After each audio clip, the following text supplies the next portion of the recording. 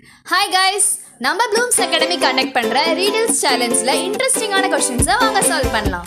First question, I grow in the ground but I am not alive. You can eat me or decorate with me. What am I? Answer, pumpkin. Second question, I am green in the spring and summer but turn yellow, red or orange in the fall. What am I? Answer, leaf. Third question, I am small, I can walk and I have a pink nose and long ears. Who am I? Answer, rabbit. Fourth question, I am covered in scales but I am not a fish. What am I? Answer தெரிஞ்சா கமெண்ட்ஸ்ல சொல்லுங்க. இந்த மாதிரி இன்ட்ரெஸ்டிங்கான வீடியோஸ்க்கு Blooms Academy பேஜை subscribe பண்ணுங்க.